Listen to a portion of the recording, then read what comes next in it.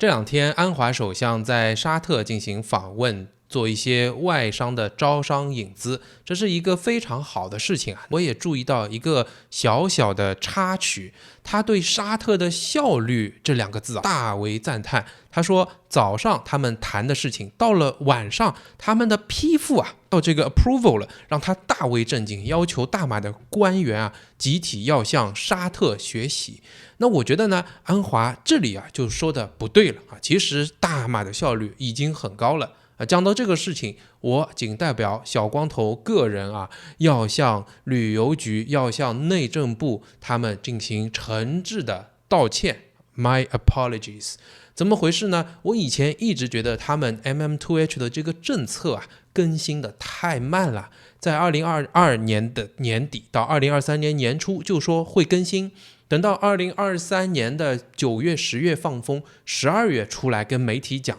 我会推出几档的套餐，说2024年就 OK 能够法案通过。其实呢，到现在已经5月了，又快半年过去了，没有任何的下文。以前呢，我一直会诟病这个速度会有点慢，现在看起来一点都不慢即便安华首相这样来讲。为什么这么说呢？我就从身边的一个小事情入手，我就能看出，其实旅游局也好，内政部也罢，他们的速度已经非常快了。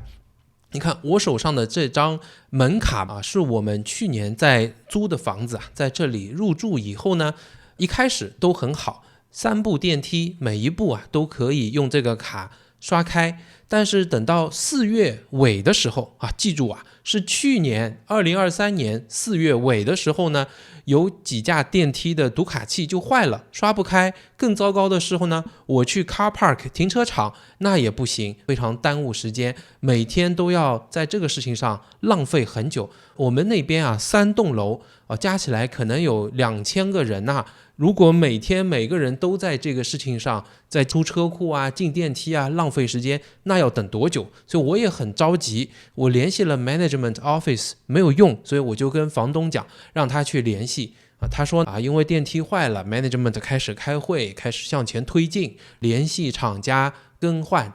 你知道这事一直耽误了多久吗？一直耽误到最近，也就是说1年多都已经过去了。这个中间物业干脆变得灵活变通，有几部电梯呢，他就干脆把门禁给取消了，任何人都可以上。虽然呢小有问题，但也算临时解决了这个事情。我们呢也就不催了，也就知道没可能很快会把它修好。谁知道呢，就在最近3部电梯全部要刷卡才可以进入了。那 Wilson 他是自己上学，所以他没有卡，他不行，保安也不给他刷，那我就去重新激活，当时有购买了，但是一直没有办法激活使用的，就因为去年门禁就坏了。我今天早上想把它去给激活一下，谁知道就这个事情耽误了整整1个小时先是有2个保安他搞不定，他烧录的卡反复来反复去都是不行，他说卡有问题，让我去换我换了以后呢还是不行，他们又呼叫了增援过来，最多的时候一个 control room 里面有5个人都在看，都在研究，还是解决不了这个问题。我们在一起又去 management office， 这样来来去去总共1个小时就完成了烧录这张卡的一个简单的动作。你说说看，就这一张卡这么小的事情都要有1年的时间烧录的事情都要1个小时，那旅游局的速度是不是已经很快了？人家可是要负责1年几千亿的招商这样的速度已经是值得称赞了。所以我要跟他们道歉，请他们接受我诚挚的歉意。玩笑归玩笑，那我讲回今天的主题我其实还是赞同安华首相讲的，要提升效率。这种效率的提升不单单在政府部门，我觉得整个企业界、社会各个角落，如果大家都能提升效率的话，那就会带来很大的好处。我先说一下我的观察我举一些例子来讲。比如说我们家门口有一条路，稍微路不太平，有在颠簸，有工人在那边修了但他们凿开停了一停，把路铺设了一些石子又停了一停，到现在我看也已经小半年过去了，这个路还是坑坑洼洼的，下雨就会有水塘，每次开出尘土飞扬啊，车子又在石子上面欢乐的跳着舞，就是这样的一个状态，没有改变。当然这个事情不单单是在大马，应该说在经济还不够发达的地方，它的情况会变得更加严重。我可以跟大家举例子啊，我有朋友他呢在泰国和美国同时都有在装修房子，他有比较啊，他觉得在泰国每次跟别人和设计师工人讲好的怎么样做，来送一个桌椅啦，来装一个橱柜啦，第一的特点是来的人很多，可能要来4-5个人。第二个特点呢，常常搞错你就要返工，而很多人在一起弄半天还不一定会弄得很好。但是在美国呢，也是一个工人，也是一个墨西哥过去的工人，你从跟他讲要求到他 design 出来到他一次性可以把事情做好，就一个人，那他从理解到执行的效率都很高。还有反例啊，我有个大马的朋友，他跟我说他以前在菲律宾有接过一个广告的业务，要去安装一些户外的广告，他发现就简单的一个安装，一车下来了20个人，那这20个人摆弄半天也不行这个速度也是比较慢的。所以你看我们是不是应该已经要给旅游局点赞了，毕竟这个 ball 还是在 rolling 的进度在向前推进的。那说点正经的，我其实看了2019年马哈蒂的 Shared Prosperity 2030， 虽然他的执政后期怎么样我无法评价，我知道不同的人也有不同的看法，但是就这个报告本身对大马经济问题的分析，我觉得和马达尼比起来呢，他的分析问题的框架和扎实的程度还是非常的好的。其中就有讲到你知道吗，大马他的工人他把它分成low skilled, semi skilled 和 full skilled worker 这3种。那在技能一般semi skilled 和低技能的这个人，你猜猜看占了大马的多少人？在所有全职工人里面占了 72.8%。而且如果我们回看过去几十年的数据，从2000年头上他们的占比就这么高了，成熟技能的工人也始终就这么少，没有怎么变过。这个事情是否挺有意思的？你看最近DOSM 统计局在2月还有出来说，大马大部分的有 full skill 的人都去新加坡和 Brunei 工作了，他们走了呀。也是从 Shared Prosperity 2030 的报告，他在解决方案中就说未来要创造35%几的叫 high paying jobs。 我们从逻辑上可以去想，那种工作如果支付的能力很强，那么大家的工资就能够提升。不过这个和工人的 skill 有些什么样的关系呢？我其实也一直在想，大马一般的阶层那些 worker 他们的平均收入都不是很高对吗？大家都希望能够从2000多提升到4000、5000，一直提升上去，最好能够提升到新加坡的水平。所谓的 high paying jobs， 它不是从天而降的，不是我把钱多付出去，那么大家的工资就高了。其实在我看起来就只有一个办法，就整个产业要升级，要去做更复杂更难的事情。做更复杂更难的事情，那么也要求下面的工人要去具备更高的技能来完成这些事情。所以 high paying jobs 一定是和更好的 full skilled workers 是配套的，他们没有就做不成。我最近就看到报道 SIDEC SIDEC 雪兰莪在 PJ 这里这个信息化的部门就要去用很大的一片地盖几栋楼，要引进所谓300名半导体芯片设计工程师。大家都知道信息产业高科技比如半导体在大马是有产业基础的，不过呢它是以封装测试后道为主的。半导体这个行业呢，它有一根叫微笑曲线，就是它的设计和销售它占的利润很高，在下面制造环节拿的利润很少，所以呢它要向新加坡学习慢慢的去做一些设计，半导体在大马的设计人才是很少的，这就是一种 high paying jobs。 我觉得政府这一点做的是好的，是对的。那如何找到这些人，我不确定他们有什么方法来找到，而且你真能找到这些人开展设计工作的话，那一定是 high paying jobs。 因为我原先就在半导体的设计企业工作嘛，我又是负责 HR 的，我知道你哪怕是在中国，他拿的薪酬可能就比韩国新加坡低一点点，他可能也就比美国低一点点。你看真正的 high paying jobs 用他们的知识，用他们的大脑在这边输出，那么企业这么做是值得的，因为他们输出产生的芯片可以卖到全球啊，一样是以比方说$1啊5毛美金啊，那一片一片把它给卖走嘛。在政府层面上当然和政策有关系，那些培养出来的精英，煮熟的鸭子不能让它再飞走了，不能让它对大马失望离开了，甚至于不想回来。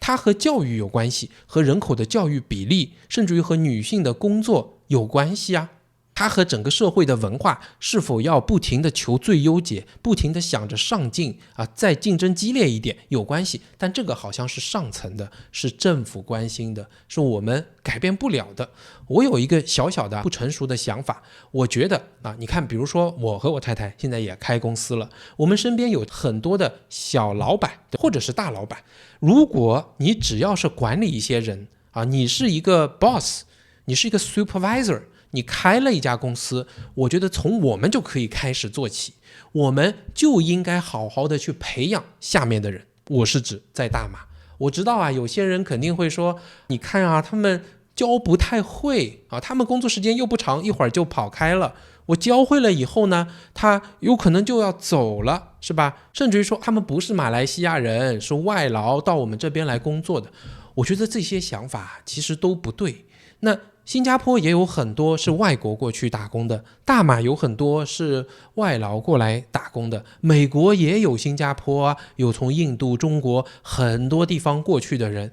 它影响的还是这个国家的经济，这个国家的效率，这个国家的输出和给人的形象。我们不应该去管他是什么国家的人。那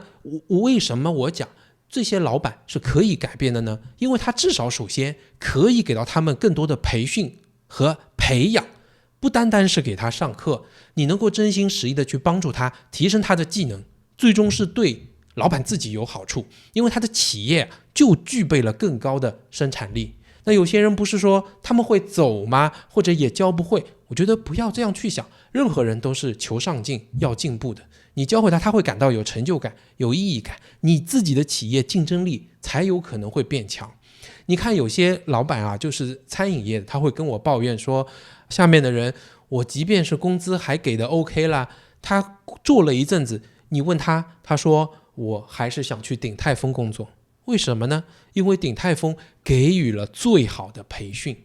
那么这样的培训才有可能把企业的竞争力做强，企业的输出做好，的企业站的位置很高，品牌价值很好，大家才又想去。这是每一个人至少可以改变。如果你在企业里是 boss 的阶层啊，你带一些人，或者你自己拥有一家企业，我觉得都是可以从我们身上啊得到一些改变的。所以啊，在最基础的阶层，我认为啊，整个效率还是要提高，在政府部门，在企业阶层到每个人的做事，能够提高效率以后呢，经济才会得到更好的发展，产业才有可能会升级啊。但效率本身啊，它提高的本身有可能不完全是对的。比如在中国就有一个叫太卷的问题，我前阵子在 community 发了那些北京的中考考生在比较难的考试情况下，居然好几科都能达到将近660分的满分，这是一种卷。因为资源就这么多，它创造的价值被固定了，大家都卷到很前面的时候，只会让人想放弃，让人感到不快乐，让人丧失了生活的意义感，